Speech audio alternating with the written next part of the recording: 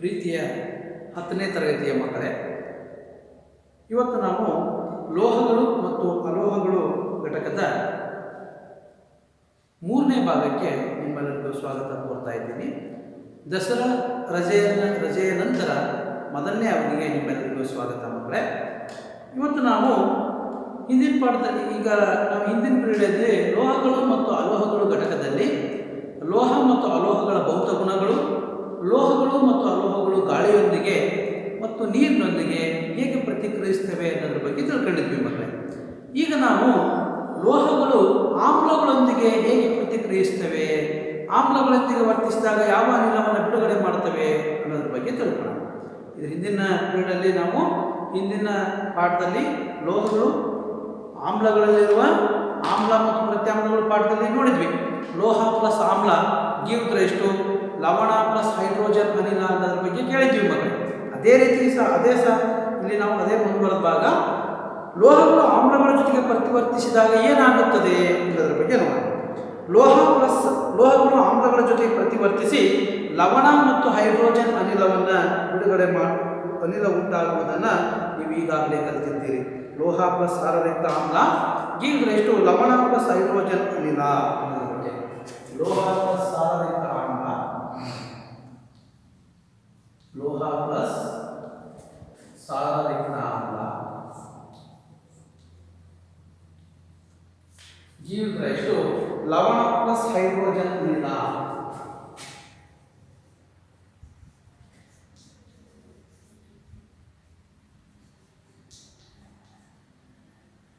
ಲವಣ plus hydrogen ಅನಿಲ ಬಿಡುಗಡೆ ಆಗೋದನ್ನು ನೀವು ನೋಡಿರ್ತೀರಿ ಮಕ್ಕಳೇ. ಯಾವುದೇ ಆಮ್ಲಗಳು, ಇದರಲ್ಲಿ ನಿರವಯವ ಆಮ್ಲಗಳು ಹೈಡ್ರೋಕ್ಲೋರಿಕ್ ಆಮ್ಲ ಇರ್ಬೋದು, ಸಲ್ಫ್ಯೂರಿಕ್ ಆಮ್ಲ ಇರ್ಬೋದು, ನೈಟ್ರಿಕ್ ಆಮ್ಲ ಇರ್ಬೋದು. ಗೊತ್ತಾಯ್ತಾ? ನೈಟ್ರಿಕ್ ಆಮ್ಲದ್ದು ಸ್ವಲ್ಪ ಭಿನ್ನವಾಗಿರುತ್ತೆ. ನೀವು ಹೈಡ್ರೋಕ್ಲೋರಿಕ್ ಆಮ್ಲ ಮತ್ತು ಸಲ್ಫ್ಯೂರಿಕ್ ಆಮ್ಲ ನೋಡಿರ್ತೀರಿ ಮಕ್ಕಳೇ. ನಾವು ಹಿಂದಿನ ಪಾಠದಲ್ಲಿ ಆಮ್ಲ ಪ್ರತ್ಯಾಮ್ಲದಲ್ಲಿ ಸಾರಯುಕ್ತ ಹೈಡ್ರೋಕ್ಲೋರಿಕ್ ಆಮ್ಲದೊಂದಿಗೆ ಸತುವಿನ ಚೂರು, ಸಾರಯುಕ್ತ ಸಲ್ಫ್ಯೂರಿಕ್ ಆಮ್ಲದೊಂದಿಗೆ ಸತುವಿನ ಚೂರುಗಳ ವರ್ತನೆ ಚಿತ್ರ ಇದೆ ನೋಡಿ. ಅಲ್ಲಿ ಹೈಡ್ರೋಜನ್ ಅನಿಲದ ಗುಳ್ಳೆಗಳನ್ನು ನೀವು ಬರ್ನ್ ಮಾಡಿದಂಥ ಚಿತ್ರ ಇದೆ. ಹೈಡ್ರೋಜನ್ ಅನಿಲದ ಗುಳ್ಳೆಗಳನ್ನು ನಾವು ಸೋಪಿನ ನೊರೆಯೊಂದಿಗೆ ಹೈಡ್ರೋಜನ್ ಅನಿಲ ಬಿಡುಗಡೆ ಆಗುತ್ತೆ, ಅದು ಗುಳ್ಳೆಗಳಾಗ್ತವೆ. ಅದನ್ನು ಉರಿಯುತ್ತಿರುವ ಮೇಣದ ಬತ್ತಿಯೊಂದಿಗೆ ಹಿಡಿದಾಗ ಅವು ಪಾಪ್ ಶಬ್ದದೊಂದಿಗೆ ಉರಿಯುತ್ತವೆ ಅಂತ ಕೇಳಿದ್ವಿ. ಅಲ್ಲಿ ಬಿಡುಗಡೆಯಾಗುವ ಅನಿಲ ಯಾವುದು ಅನ್ನೋದಾಯ್ತಂದರೆ ಹೈಡ್ರೋಜನ್ ಅನಿಲ ಮಕ್ಕಳೇ. ಲೋಹಗಳು ಆಮ್ಲಗಳ ಜೊತೆಗೆ ವರ್ತಿಸಿದಾಗ ಹೈಡ್ರೋಜನ್ ಅನಿಲವನ್ನು ಬಿಡುಗಡೆ ಮಾಡ್ತವೆ. ಆದರೆ ಎಲ್ಲ ಲೋಹಗಳು ಅದೇ ರೀತಿಯಾಗಿ ವರ್ತಿಸುತ್ತವೆಯೇ ಎಂಬುದನ್ನು ನಾವೀಗ ನೋಡೋಣ. ಬೇರೆ ಬೇರೆ ಲೋಹಗಳು ಬೇರೆ ಬೇರೆ ರೀತಿಯಲ್ಲಿ ವರ್ತಿಸ್ತವೆ. ಈಗ ನಾವು ಸೋಡಿಯಂ, ಪೊಟ್ಯಾಸಿಯಂ ಇವು ಗಾಳಿಯೊಂದಿಗೆ ನೀರಿನೊಂದಿಗೆ ಅತಿ ವೇಗವಾಗಿ ವರ್ತಿಸ್ತವೆ. ಸೋಡಿಯಂ, ಪೊಟ್ಯಾಸಿಯಂ, ಕ್ಯಾಲ್ಸಿಯಂ ಹೆಚ್ಚು ಕ್ರಿಯಾಪಕವಾದ ಲೋಹಗಳು. ಸೋಡಿಯಂ ಮತ್ತು ಪೊಟ್ಯಾಸಿಯಂನ್ನು ಹೊರತುಪಡಿಸಿ ಉಳಿದ ಲೋಹಗಳ ಚೂರುಗಳನ್ನು ಪುನಃ ಸಂಗ್ರಹಿಸಿ, ಸೋಡಿಯಂ ಪೊಟ್ಯಾಸಿಯಂ ಯಾಕೆ ಅಂತಂದರೆ ಆಮ್ಲಗಳ ಜೊತೆಗೆ ವರ್ತಿಸಿದಾಗ ಇವುಗಳು ಹೆಚ್ಚು ಸ್ಫೋಟಗೊಳ್ಳುತ್ತವೆ, ಹೆಚ್ಚು ವೇಗವಾಗಿ ಇವು ನೀರಿನೊಂದಿಗೆ ವರ್ತಿಸ್ತವೆ ಅಲ್ವಾ. ಅದಕ್ಕೆ ನಾವು ಅವನ್ನ ಬಿಟ್ಟು ನಾವು ಬೇರೆ ಲೋಹಗಳನ್ನು ಅಂದರೆ ಸತು, ಮೆಗ್ನೀಸಿಯಂ, ಕಬ್ಬಿಣ, ತಾಮ್ರ ಇವುಗಳನ್ನು ನಾವು ನೋಡೋಣ. ಸಾರಯುಕ್ತ ಹೈಡ್ರೋಕ್ಲೋರಿಕ್ ಆಮ್ಲದೊಂದಿಗೆ ಬೇರೆ ಬೇರೆ ಪ್ರಣಾಳಗಳಲ್ಲಿ ಲೋಹಗಳ ಚೂರುಗಳನ್ನು ಹಾಕಿ, ಅವುಗಳು ಲೋಹಗಳ ಚೂರುಗಳನ್ನು ಹಾಕಿ ಉಷ್ಣತಾ ಮಾಪಕದ ಉಬ್ಬಿರುವ ಭಾಗದಿಂದ ಉಷ್ಣತೆಯನ್ನು ಅಳೆಯಿರಿ ಅಂತ ಹೇಳ್ತಾರೆ ಮಕ್ಕಳೇ. ಈಗ ನಾವು ಒಂದು ಮ್ಯಾಗ್ನೀಸಿಯಂ ಲೋಹ ಗೊತ್ತು ಮಕ್ಕಳೇ. ಮ್ಯಾಗ್ನೀಸಿಯಂ ಇದೆ, ಕಬ್ಬಿಣ ಇದೆ, ಇದು ಮ್ಯಾಗ್ನೀಸಿಯಂ ರಿಬ್ಬನ್. ನಾವೀಗ ಹೈಡ್ರೋಕ್ಲೋರಿಕ್ ಆಮ್ಲವನ್ನು ತಗೊಂಡಿದ್ದೀವಿ. ಇದು ಹೈಡ್ರೋಕ್ಲೋರಿಕ್ ಆಮ್ಲ. ಈ ಹೈಡ್ರೋಕ್ಲೋರಿಕ್ ಆಮ್ಲವನ್ನು ನಾವು ಟೆಸ್ಟ್ ಟ್ಯೂಬ್ಗೆ ಹಾಕ್ತೀವಿ.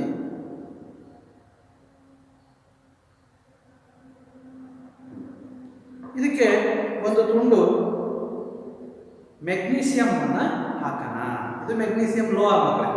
ಮೆಗ್ನೀಸಿಯಂ ಲೋಹವನ್ನು ಹಾಕೋಣ. ಮೆಗ್ನೀಸಿಯಂನ ಒಂದು ತುಂಡನ್ನು ಹಾಕ್ತೀನಿ ನೋಡಿ. ಇದರಿಂದ ಗುಳ್ಳೆಗಳು ಬರ್ತವೆ ನೋಡಿ ಮಕ್ಕಳೇ. ಹೈಡ್ರೋಜನ್ ಅನಿಲ ಬಿಡುಗಡೆ ಆಗುತ್ತೆ ನೋಡಿ. ಗುಳ್ಳೆಗಳು ಉತ್ಪತ್ತಿ ಆಗ್ತಿರ್ತವೆ ಮತ್ತು ಇದು ಬಿಸಿ ಆಗುತ್ತೆ ನೋಡಿ ಮಕ್ಕಳೇ. ಇಲ್ಲಿ ಮೇಲ್ಗಡೆ ಹೈಡ್ರೋಜನ್ ಗುಳ್ಳೆಗಳು ಬರ್ತಾ ಇರೋದನ್ನು ನೋಡ್ಬೋದು ನೀವು.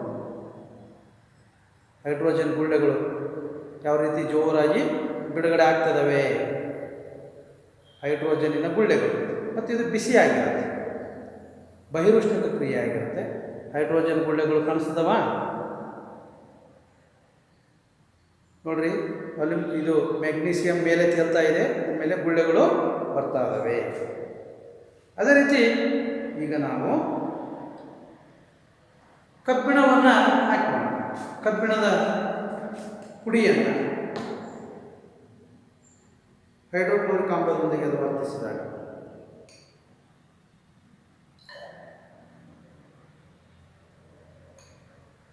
ಇದು ಸಾರರಹಿತ ಹೈಡ್ರೋಕ್ಲೋರಿಕ್ ಆಮ್ಲ, ಅಂದರೆ ನೀರು ಹಾಕಿರ್ತಕ್ಕಂಥದ್ದು.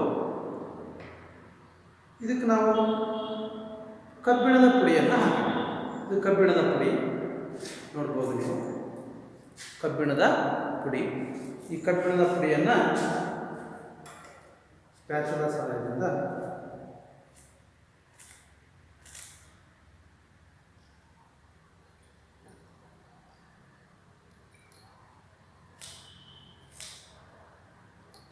ಹಾಕೋಣ.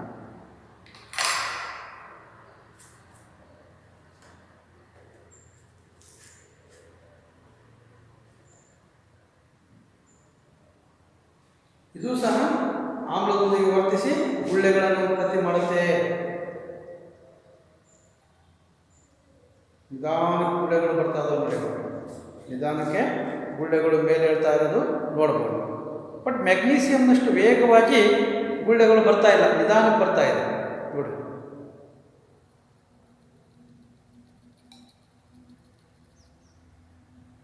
ಈಗ ನೋಡಿ ಮಕ್ಕಳೇ, ಗುಳ್ಳೆಗಳು ಬರೋದು ನಿಮಗೆ ಕಾಣಿಸ್ತಾ ಇರ್ಬೋದು.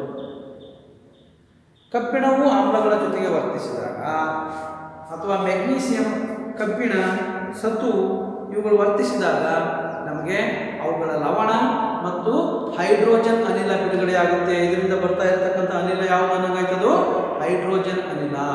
ಹೈಡ್ರೋಜನ್ ಅನಿಲ ಬಿಡುಗಡೆಯಾಗುತ್ತೆ. ಮೆಗ್ನೀಷಿಯಂ, ಅಲ್ಯೂಮಿನಿಯಂ, ಸತು, ಕಬ್ಬಿಣ, ಸಾರಯುಕ್ತ ಹೈಡ್ರೋಕ್ಲೋರಿಕ್ ಆಮ್ಲದ ಜೊತೆ ವರ್ತಿಸುವುದರ ರಾಸಾಯನಿಕ ಸಮೀಕರಣ ಬರೆಯಿರಿ ಅಂತ ಹೇಳ್ತಾರೆ. ನಿಮಗೆ ಗೊತ್ತು ಮೆಗ್ನೀಷಿಯಂ ಅಂತಂದ್ರೆ Mg ಪ್ಲಸ್ ಹೈಡ್ರೋಕ್ಲೋರಿಕ್ ಆಮ್ಲ 2HCl ಗಿವ್ ದ ಎಷ್ಟು ಯಾಕಂದ್ರೆ Mg ಇದರ ಸಂಯೋಗ ಸಾಮರ್ಥ್ಯ 2, ಇದು 2 ಎಲೆಕ್ಟ್ರಾನ್ಗಳನ್ನು ಬಿಟ್ಕೊಳ್ಳುತ್ತೆ. ಅದಕ್ಕೆ ನಾವು 2HCl ನಾವು ಸಮೀಕರಣ ಬರೆಯಬೇಕಾದ್ರೆ ಇದನ್ನ MgCl2 H2 ಅಂತ ಬರೀತೀವಿ ಮೆಗ್ನೀಷಿಯಂ. ಅದೇ ರೀತಿ ಅಲ್ಯೂಮಿನಿಯಂ ತಗೊಂಡಾಗ ನಾವು Al, ಇದಕ್ಕೆ ನಾವು ಇದರ ಸಂಯೋಗ ಸಾಮರ್ಥ್ಯ 3, ಅಲ್ಯೂಮಿನಿಯಂ 3 ಎಲೆಕ್ಟ್ರಾನ್ಗಳನ್ನು ಬಿಟ್ಟುಕೊಡುತ್ತೆ. ಆದ್ದರಿಂದ ನಿಮಗೆ 2Al ಅಂತ ತಗೋಬೇಕು, ಇದಕ್ಕೆ 6HCl ಅಂತ ತಗೋಬೇಕು. 6HCl ತಗೊಂಡಾಗ ಇದು ನಮಗೆ 2AlCl3 ಬರುತ್ತೆ. 2AlCl3 ಪ್ಲಸ್ ಈಗ 6HCl ಇರೋದ್ರಿಂದ 3H2 ಬಿಡುಗಡೆ ಆಗುತ್ತೆ. ಇದರ ಸಮೀಕರಣ ನೋಡಿ, ಅಲ್ಯೂಮಿನಿಯಂ ಸಮೀಕರಣ ಬದಲಾಗಿದೆ. ನೆಕ್ಸ್ಟ್ ಸತು ಮತ್ತು ಸೇಮ್, ಸತು ಸಮೀಕರಣ ಸೇಮ್, Zn ಸತು ಅಂದ್ರೆ Zn plus 2HCl gives rise to ZnCl2 plus H2 ಬಿಡುಗಡೆ ಆಗುತ್ತೆ. ನೆಕ್ಸ್ಟ್ ಕಬ್ಬಿಣ ಸಾರಯುಕ್ತ ಹೈಡ್ರೋಕ್ಲೋರಿಕ್ ಆಮ್ಲದೊಂದಿಗೆ ವರ್ತಿಸಿದಾಗ ಕಬ್ಬಿಣ ಸಹ 3 ಇದು ಎಲೆಕ್ಟ್ರಾನ್ಗಳನ್ನು ಬಿಟ್ಟುಕೊಡುತ್ತೆ. ಹೊರಕವಚದಲ್ಲಿ 3 ಎಲೆಕ್ಟ್ರಾನ್ಗಳನ್ನು ಹೊಂದಿದೆ. ಅದಕ್ಕೆ ಇದನ್ನ ನಾವು 2Fe ಅಂತಲೇ ತಗೋಬೇಕು. 2Fe plus 6HCl gives rise to 2FeCl3 ಬರುತ್ತೆ. 2FeCl3 plus 3H2 ನೋಡಿ, ಅಲ್ಯೂಮಿನಿಯಂ ಮತ್ತು ಕಬ್ಬಿಣ ಇವುಗಳ ಸಂಯೋಗ ಸಾಮರ್ಥ್ಯ 3. ಈ ರೀತಿ ಇದರ ನಾವು ಸಮೀಕರಣವನ್ನು, ರಾಸಾಯನಿಕ ಸಮೀಕರಣವನ್ನು ಬರೆಯಬಹುದು. ರಾಸಾಯನಿಕ ಸಮೀಕರಣ ಬರ್ಕಂದ್ರೆ Mg plus 2HCl ಅಂದರೆ ಇದು ಆಮ್ಲ, ಇದು ಲೋಹ. ಇವೆಲ್ಲ ಲೋಹಗಳು, ಇವೆಲ್ಲ ಏನಿವು ಲೋಹಗಳು. ಮೆಗ್ನೀಷಿಯಂ, ಸತು, ಅಲ್ಯೂಮಿನಿಯಂ, ಕಬ್ಬಿಣ ಲೋಹಗಳು. ಬಟ್ ಇವುಗಳ ಕ್ರಿಯಾಶೀಲತೆಯ ಸರಣಿ ಬೇರೆ ಬೇರೆ ಇರುತ್ತೆ. ಫಸ್ಟ್ ಅತಿ ಹೆಚ್ಚು ವೇಗವಾಗಿ ವರ್ತಿಸೋದು ಮೆಗ್ನೀಷಿಯಂ, ನಂತರ ಸತು, ನಂತರ ಅಲ್ಯೂಮಿನಿಯಂ, ನಂತರ ಕಬ್ಬಿಣ. ಬಟ್ ಇವು ಆಮ್ಲಗಳೊಂದಿಗೆ ವರ್ತಿಸಿದಾಗ HCl ಅನ್ನೋದು ಒಂದು ಸಾರಯುಕ್ತ ಹೈಡ್ರೋಕ್ಲೋರಿಕ್ ಆಮ್ಲ, ಇದು ಆಮ್ಲ ಇದೆ. ಈಗ ನಮಗೆ ಬರ್ತಾವಲ್ಲ magnesium chloride, aluminium chloride, zinc chloride, ಕಬ್ಬಿಣದ ಕ್ಲೋರೈಡ್, ಇದು ಲವಣ.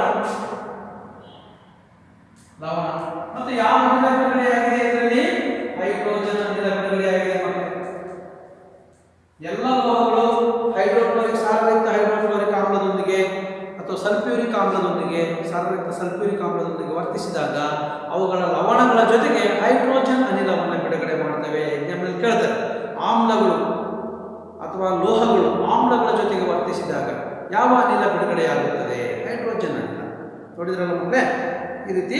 ನೆಕ್ಸ್ಟ್ ನಾವು ನೈಟ್ರಿಕ್ ಆಮ್ಲದ ಜೊತೆಗೆ ಪ್ರತಿವರ್ತಿಸಿದಾಗ ಅನ್ನೋದ್ರ ಬಗ್ಗೆ ನೋಡೋಣ. ಈಗ ಹೈಡ್ರೋಕ್ಲೋರಿಕ್ ಮತ್ತು ಸಲ್ಫ್ಯೂರಿಕ್ ಆಮ್ಲ ಜೊತೆಗೆ ವರ್ತಿಸಿದಾಗ, ಸಾರಯುಕ್ತ ಆಮ್ಲಗಳ ಜೊತೆಗೆ ವರ್ತಿಸಿದಾಗ ಲವಣ ಮತ್ತು ನೀರು ನಮಗೆ ಹೈಡ್ರೋಜನ್, ಲವಣ ಮತ್ತು ಹೈಡ್ರೋಜನ್ ಎಲ್ಲ ಬರುತ್ತೆ ಅಂತ ಗೊತ್ತಾಯಿತು. ಆದರೆ ನೈಟ್ರಿಕ್ ಆಮ್ಲ ಅಂದರೆ HNO3 ನೈಟ್ರಿಕ್ ಆಮ್ಲ. ಈ ನೈಟ್ರಿಕ್ ಆಮ್ಲ ಜೊತೆಗೆ ವರ್ತಿಸಿದಾಗ, ನೈಟ್ರಿಕ್ ಆಮ್ಲ ಅಂದರೆ HNO3, ಈ ನೈಟ್ರಿಕ್ ಆಮ್ಲ ಜೊತೆಗೆ ವರ್ತಿಸಿದಾಗ ಹೈಡ್ರೋಜನ್ ಅನಿಲ ಬಿಡುಗಡೆಯಾಗುವುದಿಲ್ಲ. ಯಾಕೆ ಅಂದರೆ ಹೈಡ್ರೋಜನ್ ಅನಿಲ ಉತ್ಪತ್ತಿ ಆಗುತ್ತೆ, ಬಟ್ ಅದು ನೈಟ್ರಿಕ್ ಆಮ್ಲ ಪ್ರಬಲ ಉತ್ಕರ್ಷಕ ಆಗಿರೋದ್ರಿಂದ, ಪ್ರಬಲ ಉತ್ಕರ್ಷಕ ಅಂದರೆ ಆಕ್ಸಿಡೈಸಿಂಗ್ ಏಜೆಂಟ್ ಆಗಿರೋದ್ರಿಂದ ಉತ್ಪತ್ತಿಯಾದ ಹೈಡ್ರೋಜನ್ ಅನ್ನು ಉತ್ಕರ್ಷಿಸಿ ನೀರನ್ನು ಉತ್ಪತ್ತಿ ಮಾಡುತ್ತೆ. ಇಲ್ಲಿ ಹೈಡ್ರೋಜನ್ ಬಿಡುಗಡೆ ಆಗುತ್ತೆ ನೈಟ್ರಿಕ್ ಆಮ್ಲದಲ್ಲಿ ವರ್ತಿಸಿದಾಗ. ಈ ಹೈಡ್ರೋಜನ್ ಆಮ್ಲಜನಕದೊಂದಿಗೆ ಸೇರಿ ನೀರಾಗಿರುತ್ತೆ. ಯಾಕಂದರೆ ನೈಟ್ರಿಕ್ ಆಮ್ಲ ಪ್ರಬಲ ಉತ್ಕರ್ಷಕ ಆಗಿರೋದ್ರಿಂದ, ಆಕ್ಸಿಡೈಸಿಂಗ್ ಏಜೆಂಟ್ ಆಗಿರೋದ್ರಿಂದ. ಅಂದರೆ ಉತ್ಕರ್ಷಕ ಅಂತ ಗೊತ್ತು, ಉತ್ಕರ್ಷಣೆ ಅಂತ ಗೊತ್ತು ನಿಮಗೆ, ಮೊದಲನೇ ಪಾಠದಲ್ಲಿ ಕೇಳ್ಕೊಂಡಿದ್ರಿ. ಆಮ್ಲಜನಕವನ್ನು ಸೇರಿಸೋದು ಉತ್ಕರ್ಷಣೆ, ಆಮ್ಲಜನಕವನ್ನು ತೆಗೆಯೋದು ಅಪಕರ್ಷಣೆ. ಈ ನೈಟ್ರಿಕ್ ಆಮ್ಲ ಒಂದು ಉತ್ಕರ್ಷಣಕಾರಿ ಆಗಿರೋದ್ರಿಂದ ಅದಕ್ಕೆ ಆಮ್ಲಜನಕವನ್ನು ಹೈಡ್ರೋಜನ್ಗೆ ಆಮ್ಲಜನಕ ಸೇರಿಸಿಬಿಡುತ್ತೆ. ಹೈಡ್ರೋಜನ್ಗೆ ಆಮ್ಲಜನಕ ಸೇರಿದರೆ ಅದು ನೀರಾಗಿ ಪರಿವರ್ತನೆ ಆಗುತ್ತೆ, H2O ಆಗಿ ಪರಿವರ್ತನೆ ಆಗುತ್ತೆ. ಆವಾಗ ಹೈಡ್ರೋಜನ್ ಉತ್ಕರ್ಷಿಸಿ ನೀರನ್ನು ಉತ್ಪತ್ತಿ ಮಾಡುತ್ತದೆ ಮತ್ತು ಸ್ವತಃ ಯಾವುದಾದರೂ ಒಂದು ನೈಟ್ರೋಜನ್ ಆಕ್ಸೈಡ್ N2O ಇರ್ಬೋದು, NO ಇರ್ಬೋದು, NO2 ಇರ್ಬೋದು, ಹಾಗೆ ಅದು ಅಪಕರ್ಷಣೆ ಹೊಂದುತ್ತದೆ. ಅಂದರೆ ನೈಟ್ರಿಕ್ ಆಮ್ಲದಲ್ಲಿ ಹೈಡ್ರೋಜನ್ ಇರುತ್ತಲ್ಲ, ಆ ಹೈಡ್ರೋಜನ್ ಹೊರಗೆ ಬಂದ್ಬಿಟ್ಟು ಅದಕ್ಕೆ ಆಕ್ಸಿಜನ್ ಸೇರ್ಕೊಳ್ಳುತ್ತೆ. ಆಕ್ಸಿಜನ್ನ ಸೇರ್ಕೊಂಡ್ರೆ ಹೈಡ್ರೋಜನ್ನ ತೆಗೆಯೋದು ಅಲ್ವಾ, ಈ ಕ್ರಿಯೆಯನ್ನು ನಾವು ಆಕ್ಸಿಡೇಷನ್ ಅಂತ ಕರಿತೀವಿ.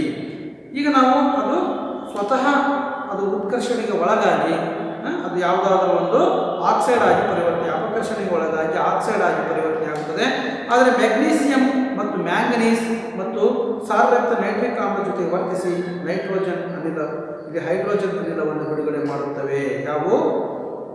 ಮ್ಯಾಂಗನೀಸ್ ಮತ್ತು ಮೆಗ್ನೀಸಿಯಂ ಬಿಡುಗಡೆ ಮಾಡ್ತವೆ, ಬಟ್ ಬೇರೆವಲ್ಲ. ಇಲ್ಲಿ ಮೆಗ್ನೀಸಿಯಂ ಮತ್ತು ಮ್ಯಾಂಗನೀಸ್, ಮೆಗ್ನೀಸಿಯಂ ಅಂದರೆ Mg, ಮ್ಯಾಂಗನೀಸ್ ಅಂದರೆ Mn, ಇವು ಅತಿ ಅಂದರೆ ಕಡಿಮೆ ಸಾರಯುಕ್ತ ನೈಟ್ರಿಕ್ ಆಮ್ಲ ಜೊತೆಗೆ ವರ್ತಿಸಿ ಹೈಡ್ರೋಜನ್ ಅನಿಲವನ್ನು ಬಿಡುಗಡೆ ಮಾಡ್ತವೆ.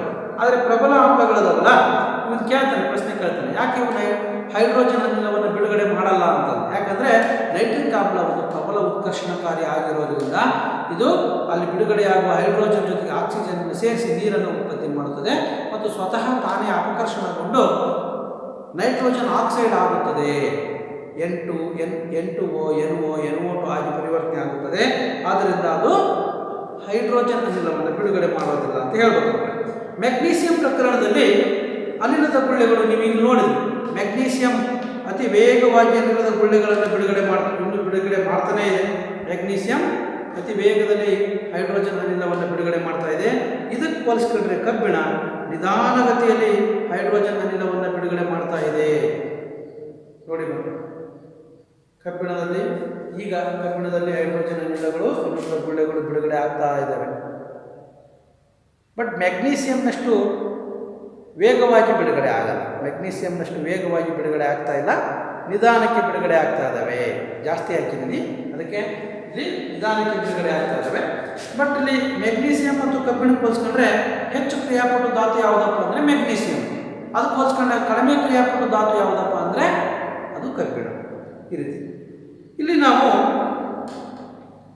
ಮೆಗ್ನೀಸಿಯಂ ಪ್ರಕರಣದಲ್ಲಿ ಅನಿಲದ ಗುಳ್ಳೆಗಳು ಬಿಡುಗಡೆಯಾಗುವ ದರವು ಅತ್ಯಂತ ವೇಗವಾಗಿರುತ್ತದೆ ಎಂದು ನೀವು ಚಟುವಟಿಕೆ 3.11ರಲ್ಲಿ ಗಮನಿಸೇ ಇರುತ್ತೀರಿ. ಈ ಪ್ರಕರಣದಲ್ಲಿ ಪ್ರತಿವರ್ತನೆಯು ಅತಿ ಬಹಿರುಷ್ಟಿಕವಾಗಿದೆ.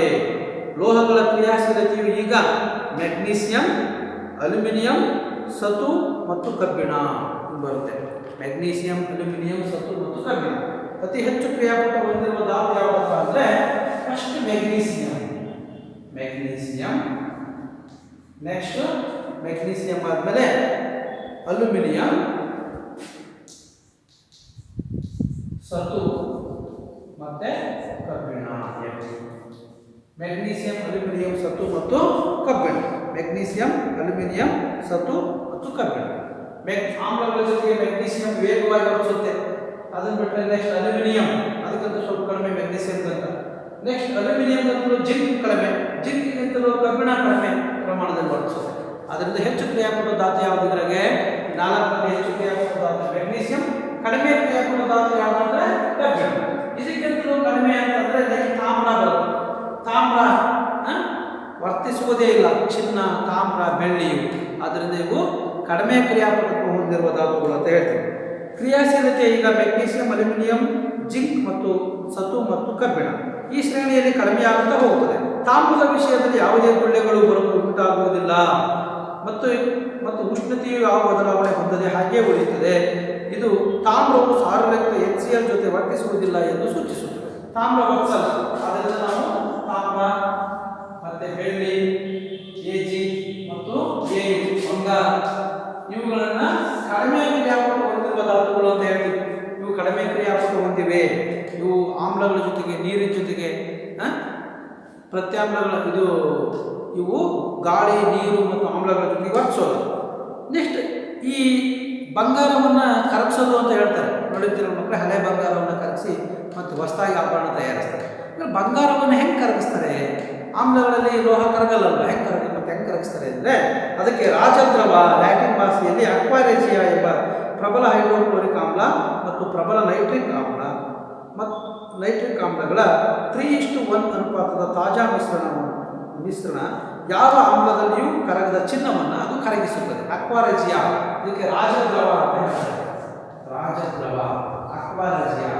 ಇದು ರಾಜದ್ರವ ಅಂದ್ರೆ ಏನಪ್ಪ ಅಂದರೆ 3:1 ಅನುಪಾತ ಪ್ರಬಲ ಹೈಡ್ರೋಕ್ಲೋರಿಕ್ ಆಮ್ಲ ಮತ್ತು ನೈಟ್ರಿಕ್ ಆಮ್ಲ. ಪ್ರಬಲವಾದ ಹೈಡ್ರೋಕ್ಲೋರಿಕ್ ಆಮ್ಲ ಮತ್ತು ಪ್ರಬಲವಾದ ನೈಟ್ರಿಕ್ ಆಮ್ಲ ಇವುಗಳ 3:1 ಮಿಶ್ರಣವನ್ನು ನಾವು ರಾಜದ್ರವ ಅಥವಾ ಅಕ್ವಾರೇಜಿಯಾ ಅಂತ ಕರಿತೀವಿ. ಇದರಲ್ಲಿ ಬಂಗಾರವನ್ನು ಕರಗಿಸ್ಬೋದು. ಬಂಗಾರ ಇದರಲ್ಲಿ ಕರಗುತ್ತೆ. ಗೊತ್ತಾಯ್ತಾ? ಇದು ರಾಜದ್ರವವು ಸಂಕ್ಷಾರಕ, ಕೊರೋಸಿವ್ ಗುಣವುಳ್ಳ, ಬಗೆಯಾಡುವ ಒಂದು ದ್ರವ. ಚಿನ್ನ ಮತ್ತು ಪ್ಲಾಟಿನಂಗಳನ್ನು ಕರಗಿಸಬಲ್ಲ ಕೆಲವು ಕಾರಕ ಏಜೆಂಟ್ಗಳಲ್ಲಿ ಇದು ಒಂದು. ಗೊತ್ತಾಯ್ತಾ? ಈಗ ಇದು ಚಿನ್ನವನ್ನು ಕರಗಿಸುತ್ತೆ.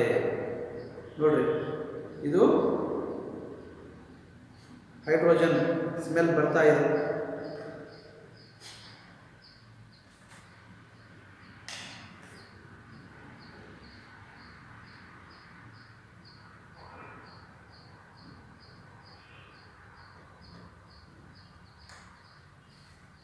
ಈಗ ನಾವು ಇತರ ಲೋಹೀಯ ಲವಣ ದ್ರಾವಣಗಳೊಂದಿಗೆ ಲೋಹಗಳು ಹೇಗೆ ಪ್ರತಿವರ್ತಿಸುತ್ತವೆ ಅನ್ನೋದ್ರ ಬಗ್ಗೆ ನೋಡೋಣ.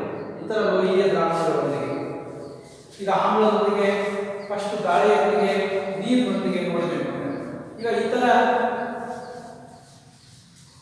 ಲೋಹದ ಲವಣಗಳೊಂದಿಗೆ ಈಗ ನೆಕ್ಸ್ಟ್ ಕಾನ್ಸೆಪ್ಟ್ ಮಕ್ಕಳೇ, ಇತರ ಲೋಹೀಯ ಲವಣ ದ್ರಾವಣಗಳೊಂದಿಗೆ ಲೋಹಗಳು ಹೇಗೆ ಪ್ರತಿವರ್ತಿಸ್ತವೆ ಅನ್ನೋದ್ರ ಬಗ್ಗೆ ನೋಡೋಣ. ಇತರ ಲೋಹೀಯ ಲವಣ ದ್ರಾವಣಗಳೊಂದಿಗೆ ಲೋಹಗಳು ಹೇಗೆ ಪ್ರತಿವರ್ತಿಸ್ತವೆ ಅನ್ನೋದ್ರ ಬಗ್ಗೆ ನೋಡೋಣ. ರಾಸಾಯನಿಕವಾಗಿ ಕ್ರಿಯಾಪಟತ್ವ. ಈಗ ನೀವು ರಾಸಾಯನಿಕ ಸ್ಥಾನಪಲಟ, ರಾಸಾಯನಿಕ ದ್ವಿಸ್ಥಾನಪಲಟ ಕ್ರಿಯೆ ನೋಡಿದ್ದೀವಿ. ರಾಸಾಯನಿಕ ಸ್ಥಾನಪಲಟ ಅಂದರೆ ಏನು ಅಂತ ಗೊತ್ತು ನಿಮಗೆ. ಏನು ರಾಸಾಯನಿಕ ಸ್ಥಾನಪಲಟ ಅಂದರೆ ಯಾವುದೇ ಒಂದು ಹೆಚ್ಚು ಕ್ರಿಯಾಪಟುವಾದ ಲೋಹವು ಕಡಿಮೆ ಕ್ರಿಯಾಪಟುವಾದ ಒಂದು ಲೋಹವನ್ನು ಅದರ ದ್ರಾವಣದಿಂದ ಬೇರ್ಪಡಿಸುತ್ತೆ, ಸ್ಥಾನಪಲಟಗೊಳಿಸುತ್ತೆ ಅಂತ ಗೊತ್ತು ನಿಮಗೆ. ಇಲ್ಲಿ ಅದೇ ರೀತಿ ನಾವಿಲ್ಲಿ ಹೇಳಬೇಕಾಗುತ್ತೆ.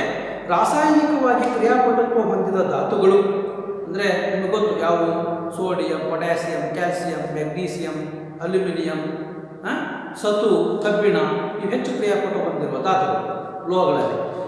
ಇವುಗಳು ರಾಸಾಯನಿಕವಾಗಿ ಹೆಚ್ಚು ಕ್ರಿಯಾಪಟತ್ವ ಹೊಂದಿದ ಧಾತುಗಳು ತಮಗಿಂತ ಕಡಿಮೆ ಕ್ರಿಯಾಪಟತ್ವ ಹೊಂದಿದ ಧಾತುಗಳನ್ನು, ಕಡಿಮೆ ಕ್ರಿಯಾಪಟತ್ವ ಅಂದರೆ ತಾಮ್ರ, ಬೆಳ್ಳಿ, ಬಂಗಾರ ಇವುಗಳು ಕಡಿಮೆ ಕ್ರಿಯಾಪಟತ್ವ ಹೊಂದಿರುವ ಧಾತುಗಳನ್ನು ಅವುಗಳ ದ್ರಾವಣ ಅಥವಾ ದ್ರವಿಸಿದ ಸಂಯುಕ್ತದಿಂದ ಸ್ಥಳಾಂತರಿಸುತ್ತವೆ ಅನ್ನೋದ್ರ ಬಗ್ಗೆ ಇದೆ.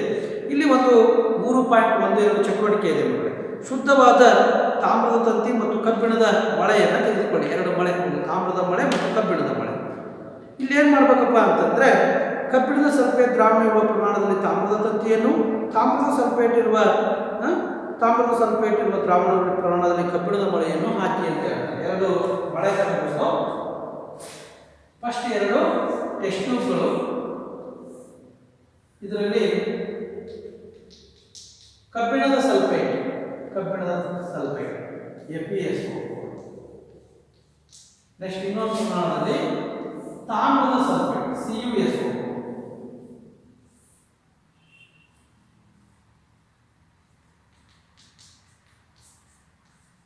CuSO4 ದ್ರಾವಣ ಅಂತ ಹೇಳ್ತಾರೆ. ಇಲ್ಲಿ ತೆಗೆದುಕೊಳ್ಳಿ.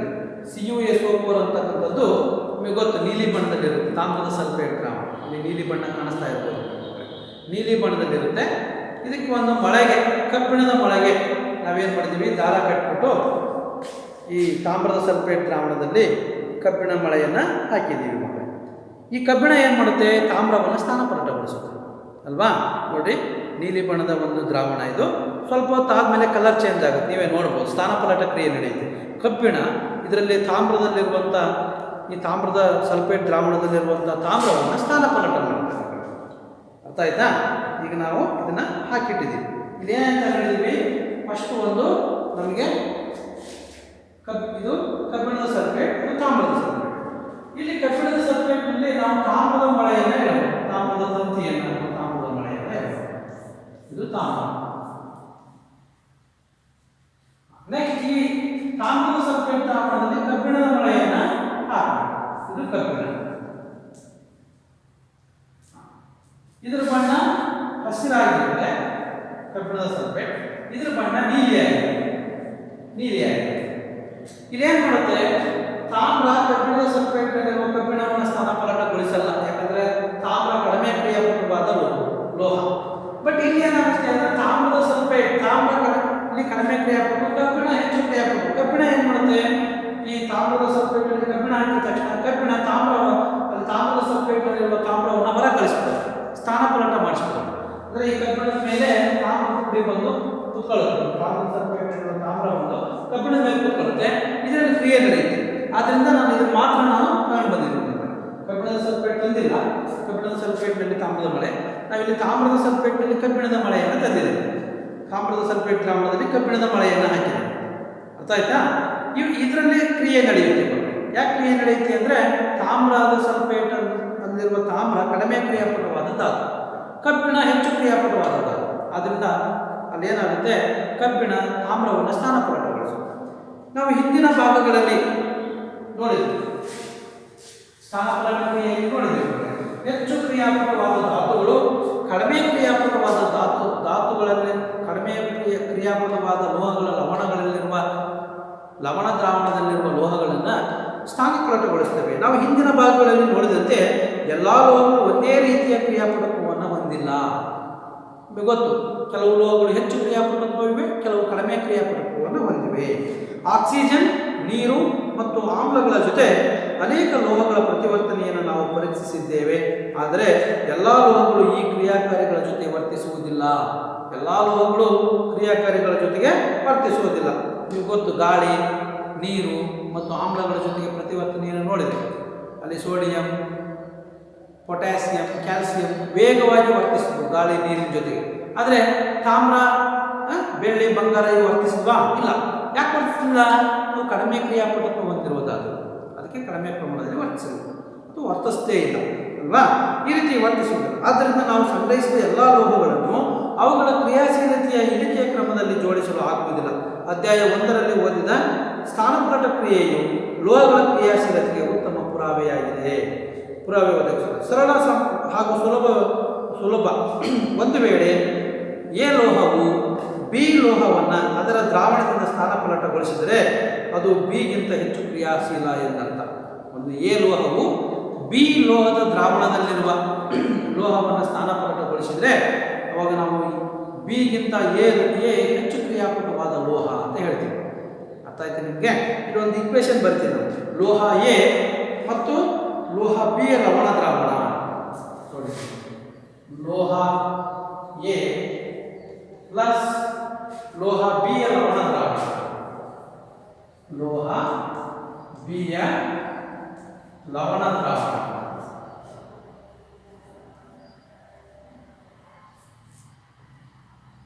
ಇಲ್ಲಿ ರಿಯಾಕ್ಷನ್ ನಡೆದ್ಬಿಟ್ಟು ಎ ಲೋಹ ಬಿ ಲೋಹವನ್ನು ಬಿ ಲವಣ ದ್ರಾವಣದಲ್ಲಿರುವ ಬಿ ಲೋಹವನ್ನು ಸ್ಥಾನಪಲ್ಲಟಗೊಳಿಸುತ್ತೆ. ಅವಾಗ ನಮಗೆ ಲಾಸ್ಟ್ ಏನು ಬರುತ್ತೆ? ಲೋಹ ಎ ಯ ಲವಣ ದ್ರಾವಣ ಬರುತ್ತೆ. ಇಲ್ಲಿ ಲೋಹ ಬಿ ಯ ಲವಣ ದ್ರಾವಣ ಇದೆ, ಇಲ್ಲಿ ಲೋಹ ಎ ಯ ಲವಣ ದ್ರಾವಣ ಮತ್ತು ಲೋಹ ಬಿ ಬರುತ್ತೆ. ಲೋಹ ಬಿ ಇರುತ್ತದೆ, ಇದರಲ್ಲಿ ಹೊರಗಡೆ ಲೋಹ ಬಿ. ಅರ್ಥ ಆಯ್ತು ಮಕ್ಕಳೇ? ಇಲ್ಲಿ ನೋಡಿ, ಲೋಹ ಎ ಲೋಹ ಬಿ ಯ ಲವಣ ದ್ರಾವಣದಲ್ಲಿ ಹಾಕಿದಾಗ ನೋಡಿ, ಇಲ್ಲಿ ಇದೊಂದು ಲವಣ ದ್ರಾವಣ ಇದೆ. ಎಂತ ಲವಣ ದ್ರಾವಣ ಇದು? ಲೋಹ ಬಿ ಯ ಲವಣ ದ್ರಾವಣ. ಹೌದಾಯ್ತಾ? ಈಗ ನಾವು ಲೋಹ ಎ ಅನ್ನು ಹಾಕಿದ್ದೀವಿ, ಇದು ಒಂದು ಮಳೆಯನ್ನು ಇಟ್ಟಿದ್ದೀವಿ, ಇದು ಲೋಹ ಎ. ಲೋಹ ಎ ಲೋಹ ಬಿ ಯ ಲವಣ ದ್ರಾವಣದಲ್ಲಿ, ಇದರಲ್ಲಿರೋದು ಲೋಹ ಬಿ, ಈ ಲವಣ ದ್ರಾವಣದಲ್ಲಿರ್ತಕ್ಕಂಥದ್ದು ಲೋಹ ಬಿ. ಈಗ ಏನ್ ಮಾಡುತ್ತೆ? ಈ ಲೋಹ ಎ ಏನ್ ಮಾಡುತ್ತೆ? ಲೋಹ ಬಿ ಯಲ್ಲಿರುವಂತಹ ಲೋಹವನ್ನು ಸ್ಥಾನಪಲ್ಲಟಗೊಳಿಸಿ ಲೋಹ ಬಿ ಅನ್ನು ಹೊರಗೆ ಕಳಿಸುತ್ತೆ. ಲೋಹ ಬಿ ಹೊರಗೆ ಸ್ಥಾನಪಲ್ಲಟಗೊಳಿಸುತ್ತೆ. ಆದ್ದರಿಂದ ಕ್ರಿಯಾಪಟುವಾದ ಲೋಹ ಯಾವುದು? ಲೋಹ ಎ. ಲೋಹ ಬಿ ಅನ್ನು ಹೊರಗೆ ಕಳಿಸಲ್ವ ಲವಣ ದ್ರಾವಣದಿಂದ, ಆದ್ದರಿಂದ ಲೋಹ ಎ ಲೋಹ ಬಿ ಗಿಂತ ಹೆಚ್ಚು ಕ್ರಿಯಾಪಟುವಾಗಿದೆ ಅಂತ ಹೇಳ್ಬೋದು. ಇಲ್ಲಿ ಲೋಹ ಎ ಪ್ಲಸ್ ಲೋಹ ಬಿ ಯ ಲವಣ ದ್ರಾವಣ ಗಿವ್ ರೈಸ್ ಟು ಲೋಹ ಎ ಯ ಲವಣ ದ್ರಾವಣ ಪ್ಲಸ್ ಲೋಹ ಬಿ ಬರುತ್ತೆ. ನಮ್ಮ ವೀಕ್ಷಣೆಯ ಪ್ರಕಾರ ಚಟುವಟಿಕೆ 3.12ರಲ್ಲಿ ತಾಮ್ರ ಮತ್ತು ಕಬ್ಬಿಣ ಇವುಗಳಲ್ಲಿ ಯಾವುದು ಹೆಚ್ಚು ಕ್ರಿಯಾಪಟು ಧಾತು? ತಾಮ್ರನೋ ಕಬ್ಬಿಣನೋ? ಇಲ್ಲಿ ನಾವು ಚಟುವಟಿಕೆ 3.12 ಪ್ರಕಾರ ಇಲ್ಲಿ ತಾಮ್ರದ ಲವಣ ದ್ರಾವಣ ಇದೆ, ನಾವು ಕಬ್ಬಿಣವನ್ನು ಇದಕ್ಕೆ ಹಾಕಿದ್ದೀವಿ, ಕಬ್ಬಿಣದ ಮಳೆಯನ್ನು ಹಾಕಿದ್ದೀವಿ. ಅರ್ಥ ಆಯ್ತಾ ಮಕ್ಕಳೇ? ಹಾಗಾದ್ರೆ ಇಲ್ಲಿ ತಾಮ್ರನೋ ಏನು ಕಬ್ಬಿಣನೋ ಹೆಚ್ಚು ಕ್ರಿಯಾಪಟು ಧಾತು ಅಂದರೆ ಕಬ್ಬಿಣ. ಯಾಕಂದ್ರೆ ಈ ತಾಮ್ರದ ದ್ರಾವಣದಲ್ಲಿರುವ ಈ ತಾಮ್ರದ ಸಲ್ಫೇಟ್ ಐತಲ್ವಾ, ಇದು ಲೋಹ ಬಿ ಯ ಲವಣ ದ್ರಾವಣ. ಲೋಹ ಯಾವುದರಲ್ಲಿ? ಕಬ್ಬಿಣ. ನೆಕ್ಸ್ಟ್ ಬರೋದು ಏನು ಬರುತ್ತೆ? ಸ್ವಲ್ಪ ಹೊತ್ತು ಬಿಟ್ಟ ಮೇಲೆ ಲೋಹ ಎ ಯ ಲವಣ ದ್ರಾವಣ ಇದೆ. ನೋಡ್ರಿ, ನೀಲಿ ಬಣ್ಣದ ಹಸಿರು ಬಣ್ಣ ತಿರುಗ್ತಾ ಇದೆ. ಲೋಹ ಎ ಕಬ್ಬಿಣದ ದ್ರಾವಣ ಇಲ್ಲಿ ಉತ್ಪತ್ತಿ ಆಗುತ್ತೆ, ಕಬ್ಬಿಣದ ಲವಣ ದ್ರಾವಣ. ಬಟ್ ತಾಮ್ರ ಏನಾಯಿತು? ಕಬ್ಬಿಣದ ಮೇಲೆ ಬಂದು ಕೂತ್ಕೊಳ್ಳುತ್ತೆ, ಲೋಹ ಬಿ ಹೊರಗೆ ಬಂತು. ಆದ್ದರಿಂದ ಇಲ್ಲಿ ತಾಮ್ರಕ್ಕಿಂತ ಕಬ್ಬಿಣ ಹೆಚ್ಚು ಕ್ರಿಯಾಪಟುವಾದ ಧಾತು ಅಂತ ಹೇಳ್ಬೋದು ಮಕ್ಕಳೇ. ತಾಮ್ರದ ದ್ರಾವಣದಲ್ಲಿರುವ ತಾಮ್ರವನ್ನು ಕಬ್ಬಿಣ ಸ್ಥಾನಪಲ್ಲಟಗೊಳಿಸುತ್ತೆ, ಆದ್ದರಿಂದ ಕಬ್ಬಿಣ ಹೆಚ್ಚು ಕ್ರಿಯಾಪಟು ಧಾತು ಅಂತ ಹೇಳ್ಬೋದು. ಕ್ರಿಯಾಶೀಲತೆಯ ಸರಣಿ ಅಂತ ಬರುತ್ತೆ, ಇದು ವೆರಿ ಇಂಪಾರ್ಟೆಂಟ್. ಈಗ ಇದು ಗೊತ್ತಾಯ್ತಲ್ಲ ಮಕ್ಕಳೇ, ಇತರ ಲೋಹೀಯ ಲವಣ ದ್ರಾವಣಗಳೊಂದಿಗೆ ಲೋಹಗಳು ಹೇಗೆ ವರ್ತಿಸುತ್ತವೆ ಅನ್ನೋದ್ರ ಬಗ್ಗೆ ನೋಡಿದ್ವಿ. ಈಗ ಲೋಹಗಳ ಕ್ರಿಯಾಶೀಲತೆಯ ಸರಣಿ.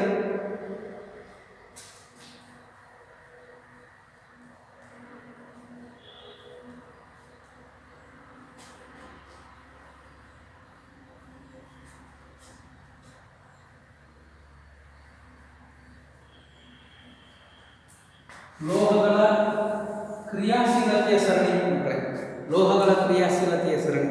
ಯಾವ ಹೆಚ್ಚು ಕ್ರಿಯಾಶೀಲ ಲೋಹಗಳು, ಯಾವ ಕಡಿಮೆ ಕ್ರಿಯಾಶೀಲ ಲೋಹಗಳು ಅಂತ ಈಗ ನಮಗೆ ಗೊತ್ತಾಯಿತು. ಯಾಕಂದರೆ ನಾವು ಗಾಳಿಯಲ್ಲಿ ವರ್ತನೆ, ನೀರಿನಲ್ಲಿ ವರ್ತನೆ, ಆಮ್ಲಗಳೊಂದಿಗೆ ವರ್ತನೆ, ಲವಣ ದ್ರಾವಣಗಳಲ್ಲಿ ವರ್ತನೆ ಇದೆಲ್ಲ ನೋಡಿದ್ವಿ.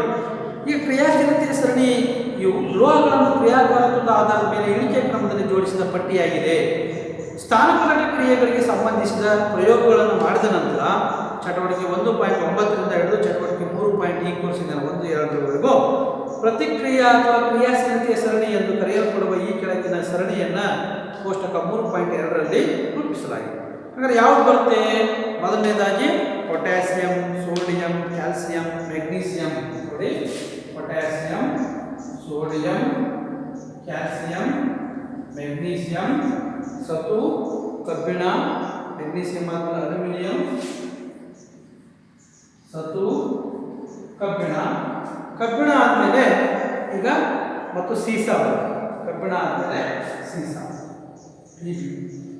ಇದಾದ್ಮೇಲೆ ಹೈಡ್ರೋಜನ್. ಹೈಡ್ರೋಜನ್ ಆದಮೇಲೆ ಕಡಿಮೆ ಕ್ರಿಯಾಪಟುವಾದ ಲೋಹಗಳು ಬರ್ತವೆ. ತಾಮ್ರ, ಪಾದರಸ, ಬೆಳ್ಳಿ, ಚಿನ್ನ. ನೋಡಿ, ಇಲ್ಲಿಗೆ ಹೈಡ್ರೋಜನ್ ಬರುತ್ತೆ. ಹೈಡ್ರೋಜನ್ ಆದಮೇಲೆ ತಾಮ್ರ, Pb, ಪಾದರಸ, ಬೆಳ್ಳಿ, ಚಿನ್ನ. ಎಯು ಚಿನ್ನ. ನೋಡಿ, ಹೆಚ್ಚು ಕ್ರಿಯಾಪಟುವಾದ ಧಾತು ಯಾವುದಂದರೆ ಈಗ ನಮಗೆ ಪೊಟ್ಯಾಸಿಯಂ ಅಂತ ಹೇಳ್ಬೋದು. ಪೊಟ್ಯಾಸಿಯಂ ಮತ್ತು ಸೋಡಿಯಂ. ಪೊಟ್ಯಾಸಿಯಂ, ಹೆಚ್ಚು ಕ್ರಿಯಾಪಟವಾದ ಲೋಹ ಪೊಟ್ಯಾಸಿಯಂ. ಅದರ ನಂತರ ಯಾವುದಪ್ಪ ಅಂದ್ರೆ ಸೋಡಿಯಂ. ಸೋಡಿಯಂ ಅಂದ್ರೆ ಗೊತ್ತು ನಿಮಗೆ, ನೀರಿಗೆ ಹಾಕಿದ ತಕ್ಷಣ ಬೆಂಕಿ ಎತ್ಕೊಳ್ಳುತ್ತಲ್ವಾ. ಎರಡನೇ ಪಾಠದಲ್ಲಿ ತೋರಿಸಿದೆ ನಾನು ನೀರಿನೊಂದಿಗೆ. ಇದ್ರ ಇದೇ ಪಾಠದಲ್ಲಿ ಹಿಂದಿನ ಪೀಳಿಗೆ ತೋರಿಸಿದೆ. ಸೋಡಿಯಂ ನೀರಿಗೆ ಹಾಕಿದಾಗ ಅತಿ ವೇಗವಾಗಿ ಅದು ಸುತ್ತರಿತ ಬೆಂಕಿ ಉತ್ಪತ್ತಿ ಮಾಡೋದು. ಸೋಡಿಯಂ ಪೊಟ್ಯಾಸಿಯಂ ಎರಡೂ ಅಷ್ಟೇ. ಅದಾದ್ಮೇಲೆ ಕ್ಯಾಲ್ಸಿಯಂ ಸುಟ್ಟ ಸುಣ್ಣವನ್ನು ನೀರಿಗೆ ಹಾಕಿದಾಗ ನೋಡಿದ್ರಿ ನೀವು, ಬಿಸಿಯಾದಂಥ ಒಂದು ನೀರೆಲ್ಲ ಬಿಸಿಯಾಗುತ್ತೆ, ಆದರೆ ಅದು ಬೆಂಕಿ ಎತ್ತಿಲ್ಲ. ನೆಕ್ಸ್ಟ್ ಆದಮೇಲೆ ಮ್ಯಾಗ್ನೀಸಿಯಂ, ಅದರ ನೆಕ್ಸ್ಟ್ ಅಲ್ಯೂಮಿನಿಯಂ, ಜಿಂಕ್, ಸತು, ಕಬ್ಬಿಣ ಮತ್ತೆ ಇದು ಸೀಸ. ಅದಾದ್ಮೇಲೆ ಹೈಡ್ರೋಜನ್. ಆಮೇಲೆ ಕಡಿಮೆ ಕ್ರಿಯಾಪಟವಾದ ಲೋಹಗಳು ಅವು ತಾಮ್ರ, ಪಾದರಸ, ಬೆಳ್ಳಿ ಮತ್ತು ಚಿನ್ನ. ಅತಿ ಕಡಿಮೆ ಕ್ರಿಯಾಪಟವಾದ ಧಾತು ಯಾವುದಪ್ಪ ಅಂದ್ರೆ ಚಿನ್ನ, ಬೆಳ್ಳಿ ಮತ್ತು ಚಿನ್ನ. ಗೊತ್ತಾಯ್ತಾ? ನೋಡ್ರಿ ಯಾವ್ಯಾವಪ್ಪ ಅಂದ್ರೆ ಕಡಿಮೆ ಕ್ರಿಯಾಪಟವಾದ ಲೋಹಗಳು ತಾಮ್ರ, ಇದಾದ್ಮೇಲೆ ತಾಮ್ರ ಆದ್ಮೇಲೆ ಪಾದರಸ, ಸರಿ Hg ಪಾದರಸ, ಪಾದರಸ ಆದ್ಮೇಲೆ ಬೆಳ್ಳಿ, ಬೆಳ್ಳಿ ಆದ್ಮೇಲೆ ಚಿನ್ನ. ಕಡಿಮೆ ಕ್ರಿಯಾಪಟವಾದ ಲೋಹಗಳು. ಇವು ಮಧ್ಯಮ ಕ್ರಿಯಾಪಟವಾದ ಲೋಹಗಳು, ಇವು ಹೆಚ್ಚು ಕ್ರಿಯಾಪಟವಾದ ಲೋಹಗಳು. ಇವು ಹೆಚ್ಚು ಕ್ರಿಯಾಶೀಲತೆಯ ಸರಣಿಯಲ್ಲಿ ಮೇಲಿರುವವು ಹೆಚ್ಚು ಕ್ರಿಯಾಪಟ ಲೋಹಗಳು. ಹೆಚ್ಚು ಕ್ರಿಯಾಪಟ ಲೋಹಗಳು ಯಾವುವು ಅಂದ್ರೆ ಪೊಟ್ಯಾಸಿಯಂ ಮತ್ತು sodium, calcium. Potassium, sodium, calcium ಹೆಚ್ಚು ಕ್ರಿಯಾಪಟವಾದ ಲೋಹಗಳು. ಮಧ್ಯಮ ಕ್ರಿಯಾಪಟವಾದ ಲೋಹಗಳ ಕ್ರಿಯಾಶೀಲತೆ ಸರಣಿಯಲ್ಲಿ ಮಧ್ಯದಲ್ಲಿರ್ತಕ್ಕಂಥವು ಮೆಗ್ನೀಸಿಯಂ, ಅಲ್ಯೂಮಿನಿಯಂ, ಸತು ಮತ್ತು ಕಬ್ಬಿಣ. ಅತ್ಯಂತ ಕಡಿಮೆ ಕ್ರಿಯಾಪಟವಾದ ಲೋಹಗಳು ಯಾವಾಗ ಅಂತಂದ್ರೆ ತಾಮ್ರ, ಪಾದರಸ, ಬೆಳ್ಳಿ ಮತ್ತು ಚಿನ್ನ. ಇವು ಅತ್ಯಂತ ಕಡಿಮೆ ಕ್ರಿಯಾಪಟವಾದ ಲೋಹಗಳು. ಲೋಹಗಳ ಕ್ರಿಯಾಶೀಲತೆ ಸರಣಿಯನ್ನು ತಿಳಿಸಿ ಅಂತ ಹೇಳ್ತಾರೆ. ಅವಾಗ ನೀವು ಹೇಳ್ಬೇಕು potassium, sodium, calcium, magnesium, aluminium, ಸೀಸ ಮತ್ತು ಕಬ್ಬಿಣ. ಅದಾದ್ಮೇಲೆ ಸೀಸ ಆದಮೇಲೆ ಹೈಡ್ರೋಜನ್, ಹೈಡ್ರೋಜನ್ ಆದಮೇಲೆ ತಾಮ್ರ, ಪಾದರಸ, ಚಿನ್ನ, ಬೆಳ್ಳಿ ಮತ್ತು ಚಿನ್ನ. ಈ ರೀತಿ ಹೇಳ್ಬೋದು. Potassium, sodium, calcium, magnesium, aluminium, ಸತು ಮತ್ತು ಕಬ್ಬಿಣ. ಸತು, ಕಬ್ಬಿಣ ಆದಮೇಲೆ ಸೀಸ, ಸತು, ಕಬ್ಬಿಣ, ಸೀಸ. ಇದಾದ್ಮೇಲೆ ಹೈಡ್ರೋಜನ್, ಹೈಡ್ರೋಜನ್ ಆದಮೇಲೆ ತಾಮ್ರ. ಹೈಡ್ರೋಜನ್ ಲೋಹನೇ ಸಾರತೆ ಕೇಳಬಾರ್ದು. ಲೋಹ ಮತ್ತು ಅಲೋಹದ ಎರಡು ಲಕ್ಷಣಗಳನ್ನು ಹೊಂದಿರುತ್ತದೆ. ನೆಕ್ಸ್ಟ್ ತಾಮ್ರ, ಪಾದರಸ, ಬೆಳ್ಳಿ ಮತ್ತು ಚಿನ್ನ. ಅತ್ಯಂತ ಕಡಿಮೆ ಕ್ರಿಯಾಪಟವಾದ ಧಾತು ಯಾವುದು ಅಂದರೆ ಚಿನ್ನ. ಯಾಕಂದ್ರೆ ಅದು ನೋಡ್ರಿ, ನೀವು ಗಾಳಿಯ ಜೊತೆಗೂ ವರ್ತಿಸಲ್ಲ, ನೀರಿನ ಜೊತೆಗೂ ವರ್ತಿಸಲ್ಲ, ಹಬೆಯ ಜೊತೆಗೂ ವರ್ತಿಸೋದಿಲ್ಲ ಮತ್ತು ಆಮ್ಲಗಳ ಜೊತೆಗೂ ವರ್ತಿಸೋದಿಲ್ಲ. ಆದ್ದರಿಂದ ಚಿನ್ನ ಅತ್ಯಂತ ಕಡಿಮೆ ಕ್ರಿಯಾಪಟವಾದ ಲೋಹ. ಹೆಚ್ಚು ಕ್ರಿಯಾಪಟವಾದ ಲೋಹ ಯಾವುದು? ಪೊಟ್ಯಾಸಿಯಂ. ಈ ರೀತಿ ಲೋಹಗಳ ಕ್ರಿಯಾಶೀಲತೆ ಸರಣಿಯನ್ನು ಗಮನಿಸಬಹುದು ನಾವು, ಲೋಹಗಳ ಕ್ರಿಯಾಶೀಲತೆ ಸರಣಿ. ಈಗ ನಾವು ಅಭ್ಯಾಸದಲ್ಲಿ ಇದರಲ್ಲಿ ಕೆಲವು ಪ್ರಶ್ನೆಗಳನ್ನು ಕೊಡಿದ್ರೆ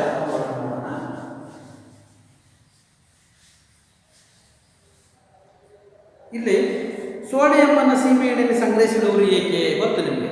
ಸೋಡಿಯಂ ಗಾಳಿಯಲ್ಲಿರುವ ತೇವಾಂಶದೊಂದಿಗೆ ಅಥವಾ ಗಾಳಿಯಲ್ಲಿರುವ ಆಮ್ಲಜನಕದೊಂದಿಗೆ ವರ್ತಿಸಿ ಬೆಂಕಿ ಹೊತ್ತಿಕೊಳ್ಳುತ್ತದೆ. ಆದ್ದರಿಂದ ಅದನ್ನು ಸೀಮೆಎಣ್ಣೆಯಲ್ಲಿ ಸಂಗ್ರಹಿಸಿರುತ್ತಾರೆ. ಮತ್ತು ಸೋಡಿಯಂ ಹೆಚ್ಚು ಕ್ರಿಯಾಪಟವಾದ ಲೋಹ ಅಂತ ಹೇಳ್ಬೋದು. ಅಥವಾ ಸೋಡಿಯಂ ಗಾಳಿಯಲ್ಲಿ ತೆರೆದಿಟ್ಟಾಗ ಗಾಳಿಯೊಂದಿಗೆ ಅದು ವರ್ತಿಸಿ ಬೆಂಕಿ ಹೊತ್ತಿಕೊಳ್ಳುತ್ತದೆ. ಆದ್ದರಿಂದ ಅದನ್ನು ಸೀಮೆಎಣ್ಣೆಯಲ್ಲಿ ಸಂಗ್ರಹಿಸ್ತಾರೆ. ನೋಡ್ಬೋದು. ಈ ಕೆಳಗಿನ ಕ್ರಿಯೆಗಳಿಗೆ ರಾಸಾಯನಿಕ ಸಮೀಕರಣ ಬರೀ. ಹಬೆಯೊಂದಿಗೆ ಕಬ್ಬಿಣದ ವರ್ತನೆ ಅಂತ ಇದೆ. ಅಲ್ಲಿ 3Fe+4H2O ಸೂತ್ರ ಆಯ್ತಲ್ಲ, ನೀರಿನೊಂದಿಗೆ ಲೋಹಗಳ ವರ್ತನೆ ಆಯ್ತಲ್ಲ, ಅದು ಲಾಸ್ಟಿಗೆ ಬರುತ್ತೆ ನೋಡಿ. 3Fe+4H2O. ಈ H2O ಅಂತಕ್ಕಂಥದ್ದು ಐತಲ್ಲ, ಇದು ಗ್ಯಾಸ್, ಹಬೆಯೊಂದಿಗೆ. ಇದು ಸಾಲಿಡ್, ಇದು ನೀರಲ್ಲ, ಲಿಕ್ವಿಡ್ ಅಲ್ಲ, ಬಿಸಿ ನೀರಲ್ಲ, ನೀರು ಅಲ್ಲ, ಬಿಸಿನೀರು ಅಲ್ಲ. ಅದು ಹಬೆಯೊಂದಿಗೆ ವರ್ತಿಸಿ ಇಲ್ಲಿ Fe3O4 ಬರುತ್ತೆ. Fe3O4 ಕಬ್ಬಿಣದ ಆಕ್ಸೈಡ್, ಫೆರಿಕ್ ಆಕ್ಸೈಡ್. ನೆಕ್ಸ್ಟ್ ಮತ್ತೆ ನಮಗೆ ಹೈಡ್ರೋಜನ್ ಬಿಡುಗಡೆ ಆಗುತ್ತೆ. Fe3O4 + 4H. ಈ ಸೂತ್ರ ಬರೀಬೇಕು. ನೆಕ್ಸ್ಟ್ ನೀರಿನೊಂದಿಗೆ ಕ್ಯಾಲ್ಸಿಯಂ ಮತ್ತು ಪೊಟ್ಯಾಸಿಯಂಗಳ ವರ್ತನೆ ಇಲ್ಲಿದೆ ನೋಡಿ. ನೀರಿನೊಂದಿಗೆ ಕ್ಯಾಲ್ಸಿಯಂ ಮತ್ತು ಪೊಟ್ಯಾಸಿಯಂಗಳ ವರ್ತನೆ ಇಲ್ಲಿ. ನೀರಿನೊಂದಿಗೆ ಕ್ಯಾಲ್ಸಿಯಂ ಮತ್ತು ಪೊಟ್ಯಾಸಿಯಂ, ಇಲ್ಲಿ ಪೊಟ್ಯಾಸಿಯಂ ಕೊಟ್ಟಿದ್ದಾನೆ 2K, ಕ್ಯಾಲ್ಸಿಯಂ ಕೊಡಲ್ಲ. 2K + 2H2O gives rise to 2KOH + H2 ಇದೆ, ಪ್ಲಸ್ ಉಷ್ಣ ಶಕ್ತಿ ಇದೆ ಅಲ್ವಾ. ಇದೇ ರೀತಿ ಕ್ಯಾಲ್ಸಿಯಂ ಬರೀಬೇಕು. ಇಲ್ಲಿ Ca 2Ca, ಗೊತ್ತಾಯ್ತಾ? 2Ca ನೀರಿನೊಂದಿಗೆ ವರ್ತಿಸಿದರೆ 2H2O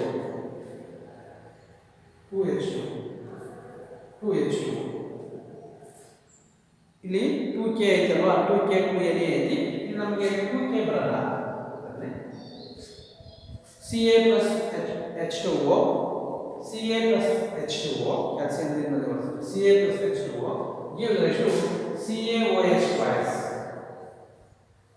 CaOH twice. CaOH twice ಬಿಡುಗಡೆ ಆಗುತ್ತೆ. ಕ್ಯಾಲ್ಸಿಯಂ ನೊಂದಿಗೆ ವರ್ತಿಸಿದಾಗ CaOH twice. CaO plus H2O, Ca plus H2O give rise to CaOH twice.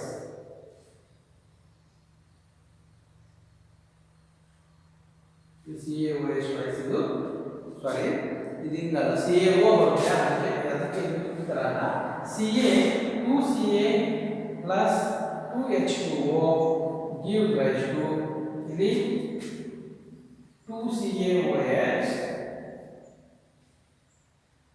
2CaOH ಅಲ್ಲಿ 2KOH ಬರ್ತಲ್ವಾ, ಅದೇ ರೀತಿ 2CaOH plus H2 ಇಲ್ಲಿ 2CaOH 2CaOH twice plus H2 ಬಿಡುಗಡೆ ಆಗುತ್ತೆ.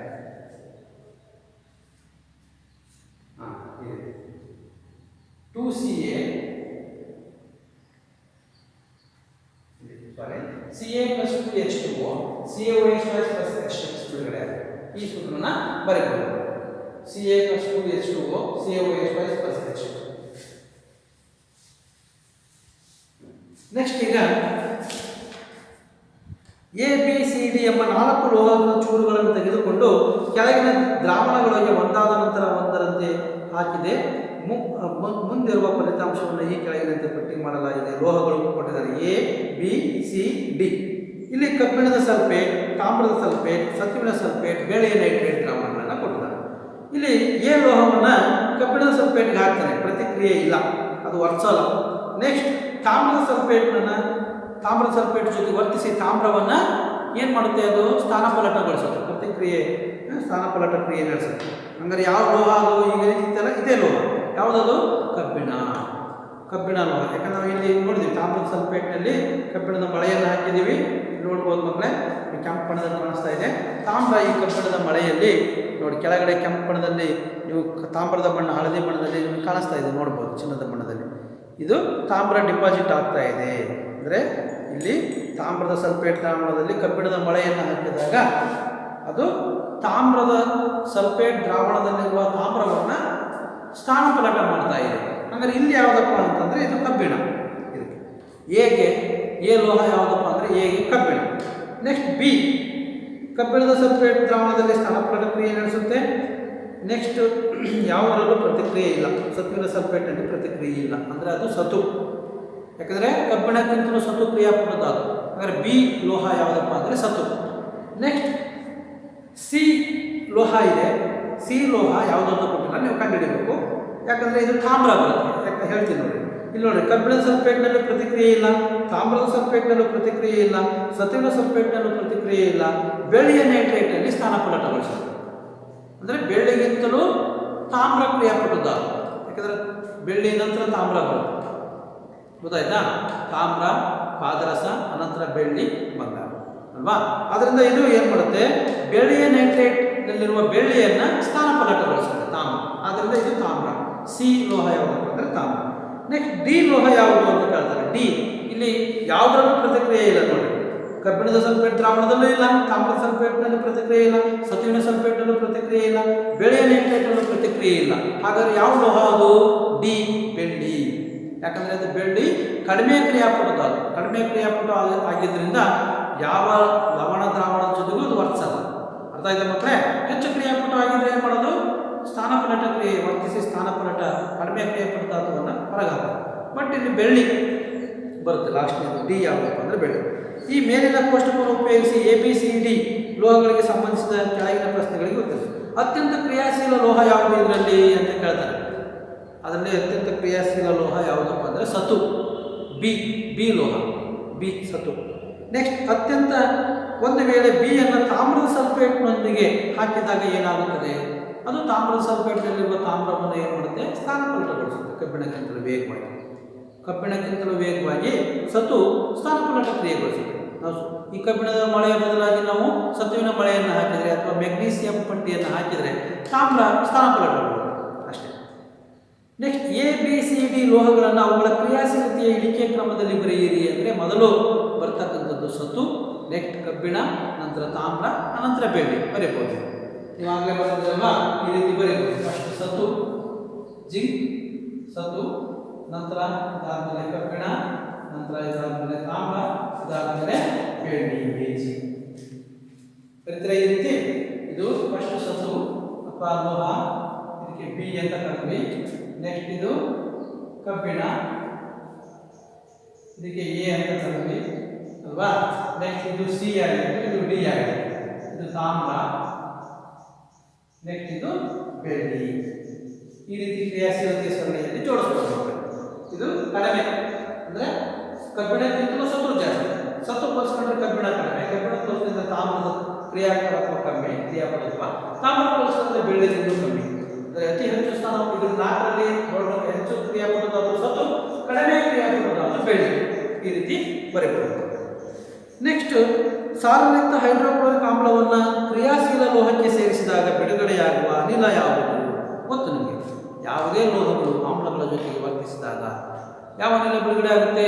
ಹೈಡ್ರೋಜನ್. ನೆನಪಿಟ್ಕೋಬೇಕು ಮಕ್ಕಳೇ, ಹೈಡ್ರೋಜನ್ ಅನಿಲ ಬಿಡುಗಡೆ ಆಗುತ್ತೆ ಅಲ್ವಾ. ಸಾರಯುಕ್ತ H2SO4 ಜೊತೆ ವರ್ತಿಸುವುದರ ಸರಿದೂಗಿಸುವ ಸಮೀಕರಣ ಬರೆಯಿರಿ ಅಂತ ಹೇಳಿ. ಸಾರಯುಕ್ತ ಹೈಡ್ರೋಕ್ಲೋರಿಕ್ ಆಮ್ಲವನ್ನು ಕ್ರಿಯಾಶೀಲ ಲೋಹಕ್ಕೆ ಸೇರಿಸಿದಾಗ ಬಿಡುಗಡೆಯಾಗುವ ಅನಿಲ ಯಾವುದಪ್ಪ ಅಂತಂದರೆ ಅದು ಹೈಡ್ರೋಜನ್. ಕಬ್ಬಿಣವು ಸಾರಯುಕ್ತ H2SO4 ಜೊತೆಗೆ ವರ್ತಿಸುವುದರ ಸರಿದೂಗಿಸುವ ಸಮೀಕರಣ ಇದನ್ನು ಆರಾಮ ಬರೆಯಬಹುದು. ಏನೆಲ್ಲ Fe plus H2SO4 give rise to ಕಬ್ಬಿಣದ sulphate FeSO4 plus H2 FeSO4 plus H2 Fe plus H2SO4 FeSO4 plus H2 ಅಂದರೆ ಸಾರಯುಕ್ತ ಸಲ್ಫ್ಯೂರಿಕ್ ಆಮ್ಲ ಜೊತೆಗೆ ಇದು ವರ್ತಿಸಿದಾಗ ಹೈಡ್ರೋಜನ್ ಅನಿಲವನ್ನು ಬಿಡುಗಡೆ ಮಾಡುತ್ತೆ. ನೆಕ್ಸ್ಟ್ ಸತುವನ್ನು ಕಬ್ಬಿಣದ ಸಲ್ಫೇಟ್ ದ್ರಾವಣಕ್ಕೆ ಸೇರಿಸಿದಾಗ ನೀವು ಏನನ್ನು ಗಮನಿಸುವಿರಿ? ಅಲ್ಲಿ ನಡೆಯುವ ರಾಸಾಯನಿಕ ಕ್ರಿಯೆಯನ್ನು ಬರೆಯಿರಿ. ಸತುವನ್ನು ಕಬ್ಬಿಣದ ಸಲ್ಫೇಟ್ ದ್ರಾವಣಕ್ಕೆ ನಾವು ಹಾಕಿದಾಗ ಸಮೀಕರಣ ಬರಬೇಕು. ಸತು plus FeSO4 give rise to ಇಲ್ಲಿ ZnSO4 ಬರುತ್ತೆ. ಸತುವಿನ ಸಲ್ಫೇಟ್ ಪ್ಲಸ್ ಕಬ್ಬಿಣ ಹೊರಗಡೆ ಬರುತ್ತೆ. ಯಾಕಂದ್ರೆ ಸತುವಿಗಿಂತಲೂ ಕಬ್ಬಿಣ ಕಡಿಮೆ ಕ್ರಿಯಾಪಟವಾದದ್ದು, ಸತು ಹೆಚ್ಚು ಕ್ರಿಯಾಪಟವಾದದ್ದು. ಸತು ಪ್ಲಸ್ ಕಬ್ಬಿಣದ ಸಲ್ಫೇಟ್ give rise to ಸತುವಿನ ಸಲ್ಫೇಟ್ ಪ್ಲಸ್ ಕಬ್ಬಿಣ ಬರುತ್ತೆ. ಈ ಸೂತ್ರ ಹಿಂಗಾದ್ರೂ ಸಮೀಕರಣದ ರೂಪದಲ್ಲಿ ಬರೀಬಹುದು ಅಥವಾ ಪದ ರೂಪದಲ್ಲಿ ಸತು ಪ್ಲಸ್ ಕಬ್ಬಿಣದ ಸಲ್ಫೇಟ್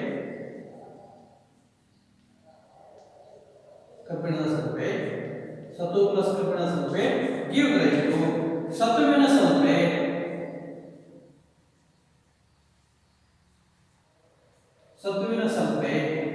ಪ್ಲಸ್ ಕಬ್ಬಿಣ. ಸತುವಿನ ಸಲ್ಫೇಟ್ ಪ್ಲಸ್ ಕಬ್ಬಿಣ. ಇದು ಕೇಳಿದ ಪ್ರಶ್ನೆ ಏನು ಕೇಳಿದ ಗೊತ್ತಾ? ಸತುವನ್ನು ಕಬ್ಬಿಣ ಸಲ್ಫೇಟ್ ದ್ರಾವಣಕ್ಕೆ ಸೇರಿಸಿದಾಗ ನೀವು ಏನನ್ನು ಗಮನಿಸುತ್ತೀರಿ ಅಂದರೆ ಸತು ಏನು ಮಾಡುತ್ತೆ? ಕಬ್ಬಿಣದ ಸಲ್ಫೇಟ್ನಲ್ಲಿರುವ ಕಬ್ಬಿಣವನ್ನು ಸ್ಥಾನಪಲ್ಲಟಗೊಳಿಸುತ್ತೆ ಅಂತ ಬರೆಯಬೇಕು. ಅಲ್ಲಿ ನಡೆಯುವ ರಾಸಾಯನಿಕ ಕ್ರಿಯೆ ಬರೆಯಿರಿ ಅಂದರೆ ಇದನ್ನು ಬರೆಯಬೇಕು. ಸತು ಪ್ಲಸ್ ಕಬ್ಬಿಣದ ಸಲ್ಫೇಟ್ give rise to ಸತುವಿನ ಸಲ್ಫೇಟ್ ಪ್ಲಸ್ ಕಬ್ಬಿಣ. ಸತು ಪ್ಲಸ್ FeSO4 ಸತು ಅಂದರೆ Zn plus FeSO4 give rise to ZnSO4 plus Fe ZnSO4 plus Fe ಬರೆಯಬೇಕು. ಇಲ್ಲಿಗೆ ಈ ಪ್ರಶ್ನೆಗಳೆಲ್ಲ ಮುಗಿದು ಲೋಹಗಳು ಮತ್ತು ಅಲೋಹಗಳು ಹೇಗೆ ಪ್ರತಿವರ್ತಿಸ್ತವೆ ಅನ್ನೋದನ್ನ ಮುಂದಿನ ಪೀರಿಯಡ್ ನೋಡೋಣ. ಲೋಹಗಳು ಮತ್ತು ಅಲೋಹಗಳು ಗೊತ್ತಾಯ್ತಾ? ಈಗ ನಾವೇನು ತಿಳ್ಕೊಂಡ್ವಿ ಮಕ್ಕಳೇ ಅಂತಂದರೆ, ಈಗ ನಾವು ಲೋಹಗಳು ಆಮ್ಲಗಳ ಜೊತೆಗೆ ಹೇಗೆ ಪ್ರತಿವರ್ತಿಸ್ತವೆ ಮತ್ತು ಲೋಹೀಯ ಲವಣ ದ್ರಾವಣಗಳೊಂದಿಗೆ ಲೋಹಗಳ ಪ್ರತಿವರ್ತನೆ ಹೇಗಿರುತ್ತೆ ಅನ್ನೋದನ್ನು ತಿಳ್ಕೊಂಡ್ವಿ. ಮತ್ತು ಲೋಹಗಳ ಕ್ರಿಯಾಶೀಲತೆಯ ಸರಣಿ ಇದು ವೆರಿ ಇಂಪಾರ್ಟೆಂಟ್. ನೆನಪಿಡಬೇಕು ಮಕ್ಕಳೇ, ವೆರಿ ಇಂಪಾರ್ಟೆಂಟ್. ಲೋಹಗಳ ಕ್ರಿಯಾಶೀಲತೆಯ ಸರಣಿ. ಅತಿ ಹೆಚ್ಚು ಕ್ರಿಯಾಶೀಲ ಲೋಹ ಯಾವುದು? ಪೊಟ್ಯಾಸಿಯಂ. ಅತಿ ಕಡಿಮೆ ಕ್ರಿಯಾಶೀಲ ಲೋಹ ಯಾವುದು? ಚಿನ್ನ. ಗೊತ್ತಾಯ್ತು ಮಕ್ಕಳೇ? ಈ ರೀತಿ ಇದನ್ನು ಲೋಹಗಳ ಕ್ರಿಯಾಶೀಲತೆಯ ಸರಣಿಯನ್ನು ಅಭ್ಯಾಸ ಮಾಡಬೇಕು. ನಂತರ ಈ ಪ್ರಶ್ನೆಗಳಿಗೆ ಎಷ್ಟು ಪ್ರಶ್ನೆಗಳಿದಾವೆ? 5 ಪ್ರಶ್ನೆಗಳಿದಾವೆ. ಈ 5 ಪ್ರಶ್ನೆಗಳನ್ನು ಹೋಮ್ವರ್ಕಿಗೆ ಬರೀಬೇಕು.